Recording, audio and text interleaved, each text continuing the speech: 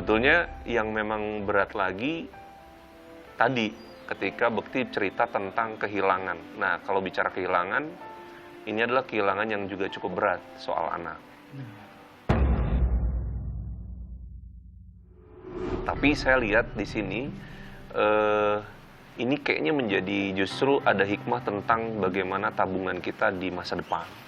Yang kaitannya dengan ketika dia tidak terselamatkan, itu akan menjadi penyelamat kita mudah-mudahan di hari kemudian. Ya. Jadi pada saat saya ternyata Dila dinyatakan hamil anak ketiga, ini cukup suatu hal yang cukup mengagetkan gitu. Loh, ini kok ternyata malah dikasih Allah nih. Dan ternyata laki-laki lagi.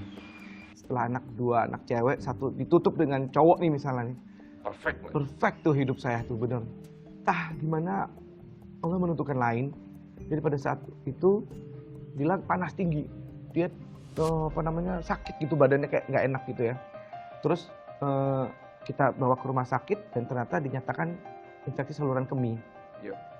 Terus ternyata di situ timbul flek-flek, ada gumpalan keluar gitu. Selama 3 hari di rumah sakit sudah mulai mereda panasnya, kita boleh pulang. Tapi di rumah Dila masih gelisah. Akhirnya bawa ke rumah sakit lagi, udah 4 hari, hari keempat kita mau pulang, diperiksa dulu sama dokternya. Lagi diperiksa, ternyata ada bukaan. Dan ini harus dijahit, menyelamatin bayinya juga. Akhirnya ada tindakan operasi dijahit. 2 hari kemudian dokter menyatakan kayaknya ini ibunya harus diselamatkan.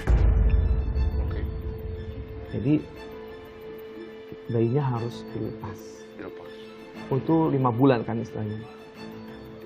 Saya lumayan terpukul ya. Dila apalagi gitu, maksudnya, dia histeris, dia teriak di situ, gitu.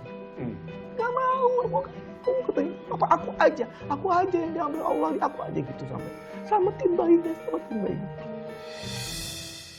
Saya nenangin dia, saya kuatin dia gitu ya.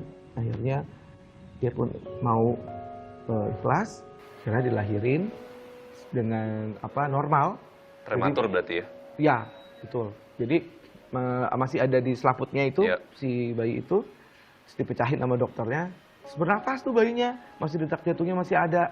3 menit meninggal. Sebetulnya situasinya ini menurut saya adalah sesuatu yang harusnya kita syukuri saja. Karena itu nanti yang bisa menjadikan kita menjadi lebih besar. Tapi memang yang menjadi perhatian juga adalah saya baca di sini, Bekti kayaknya masih berharap mau tetap bisa punya anak lagi. Kita bicara tentang kehilangan yang luar biasa. Jadi ada satu momen kehilangan dari seorang Indra Bekti itu, saya membacanya cukup memukul banget. Ini kita bisa menarik beberapa kesimpulan sebetulnya. Bahwa yang namanya sebuah kehilangan itu bukanlah segala-galanya. Tapi bisa jadi kehilangan adalah ada sebuah rahasia Tuhan yang ingin kita justru diangkat menjadi lebih tinggi. Dan kehilangan bukanlah menjadi satu situasi yang harusnya kita terpuruk, kemudian kita menjadi terus-menerus masuk ke dalam situasi yang tidak pernah keluar dari keadaan yang buruk tersebut. Dan kehilangan orang-orang yang kita cintai sebetulnya sedang kita menumbuhkan cinta-cinta yang lain yang sangat mungkin mereka justru lebih mencintai kita. Jadi dari situasi dengan apa yang kita sudah lakukan, menginterview kemudian coba membaca juga, saya melihat ada beberapa benang merah yang bisa kita ambil, yaitu bahwa kehilangan orang-orang yang kita cintai tidak menjadi penghalang untuk mendapatkan apa yang kita inginkan dalam sisi keberhasilan.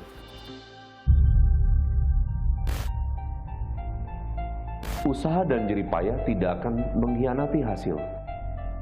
Kebahagiaan akan mendatangi orang yang tidak menyerah dan selalu mencoba.